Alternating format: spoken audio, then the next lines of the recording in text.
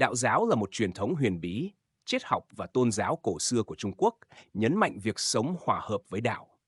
Tác phẩm chính trong đạo giáo là Đạo Đức Kinh do một tác giả bí ẩn tên là Lão Tử sáng tạo ra, chứa đựng sự thông thái và những hiểu biết sâu sắc. Tuy nhiên, có nhiều tác phẩm cổ xưa hơn định nghĩa về đạo giáo như Trang Tử và Liệt Tử. Việc hiểu được thơ ca, ngụ ngôn, giai thoại và các hình thức viết khác trong kinh điển đạo giáo có thể rất khó khăn. Tuy vậy, chúng ta có thể tìm thấy nhiều giá trị trong chúng. Trong video này, tôi muốn thảo luận về một số trí tuệ đạo giáo để có được sự bình yên nội tại.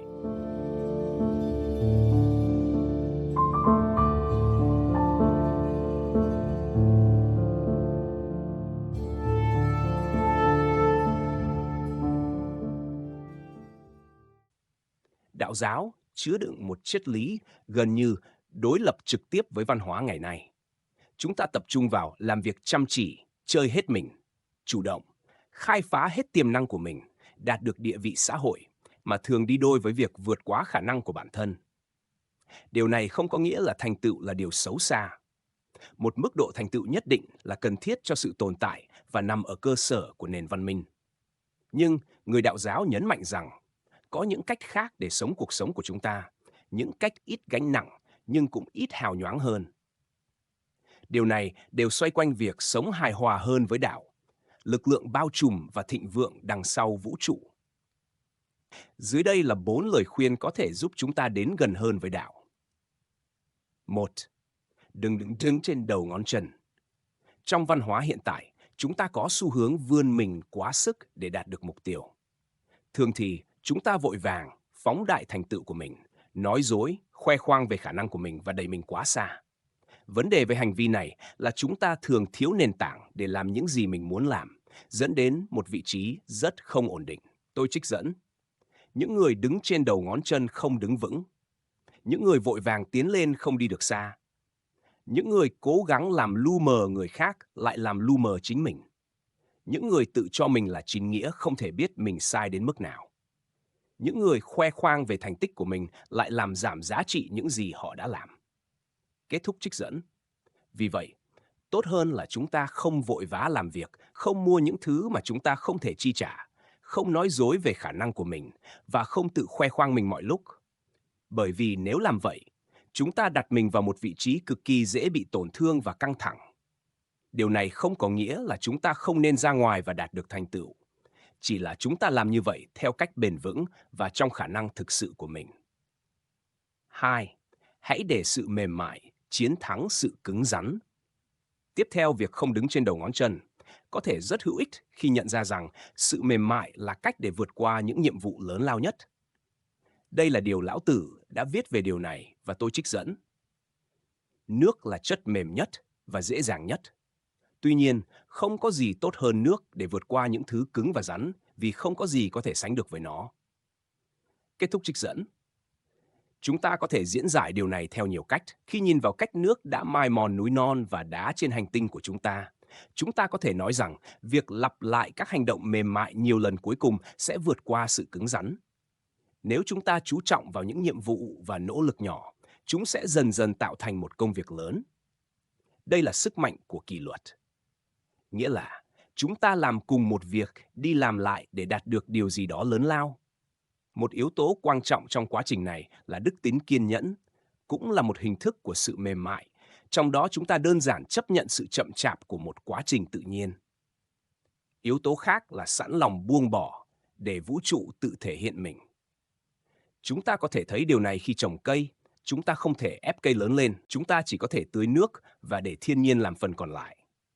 Mềm mại cũng có nghĩa là linh hoạt. Những người quá cứng và giòn không thể thích nghi với tình huống mới dễ dàng và thường bị áp chế bởi hoàn cảnh bên ngoài. Khi chúng ta linh hoạt như nước, chúng ta có thể thích nghi với những hoàn cảnh đó. Khi một tảng đá rơi khỏi núi do động đất, cú rơi sẽ nghiền nát nó. Nước, ngược lại, sẽ chỉ tìm một con đường khác để chảy.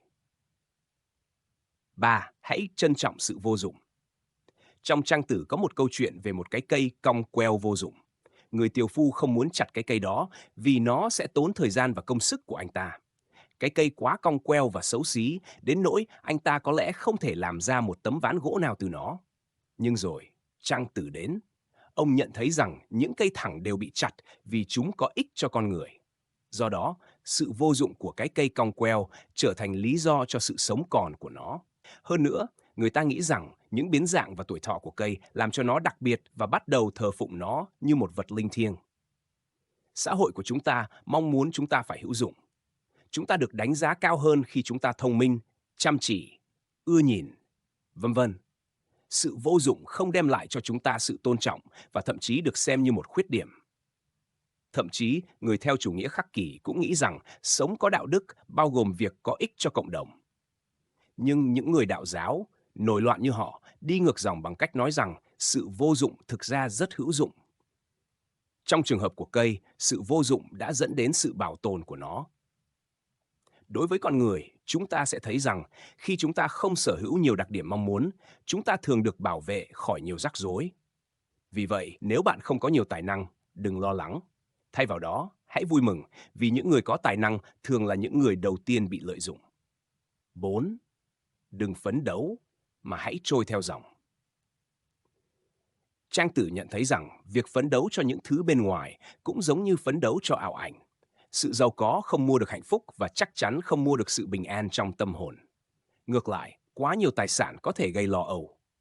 Tôi trích dẫn, tai của người giàu được nghe nhạc chuông, trống, kèn và sáo, và miệng họ đầy thịt của thú vật, được vỗ béo và rượu ngon nhất.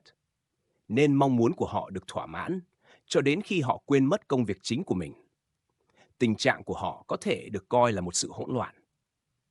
Chìm sâu trong sự tự mãn của mình, họ giống như những cá nhân leo lên một độ cao với gánh nặng nặng trên lưng. Tình trạng của họ có thể được coi là một sự chịu đựng cay đắng. Kết thúc trích dẫn, người đạo giáo xem bất kỳ hành động nào nắm giữ quá chặt những thứ bên ngoài đều không tự nhiên. Nó không hòa hợp với đạo, nói cách khác. Nhưng xã hội hiện tại dường như hoàn toàn xoay quanh điều này. Và có lẽ đây là một trong những lý do chính khiến rất nhiều người phải dùng thuốc chống trầm cảm ngày nay và tìm đến ma túy và rượu. Một cách lành mạnh hơn sẽ là ngừng phấn đấu và buông bỏ. Và khi chúng ta trôi theo dòng chảy cuộc sống, chúng ta sẽ nhận ra rằng nhiều điều sẽ đến với chúng ta và không cần nhiều, theo nghĩa vật chất, để cảm thấy hài lòng. Khi một con chim uống nước từ một cái ao, nó chỉ uống đủ để sống. Thậm chí, động vật trong trạng thái ngủ đông cũng chỉ ăn đủ để sống sót qua cái lạnh và sự khan hiếm của mùa đông. Bằng cách đi theo một con đường tự nhiên hơn, chúng ta rất có thể sẽ đến những nơi hài hòa hơn với bản chất của chính mình. Hành động phấn đấu thường làm chúng ta mù quáng với những thứ đã tồn tại và những khả năng mà cuộc sống mang lại, và chúng ta có thể đơn giản nhận mà không cần nỗ lực. Vì vậy, không có hại gì nếu chúng ta buông bỏ trong một thời gian và chỉ trải nghiệm những gì vũ trụ dành cho chúng ta, thay vì liên tục phấn đấu cho một tương lai trong khái niệm.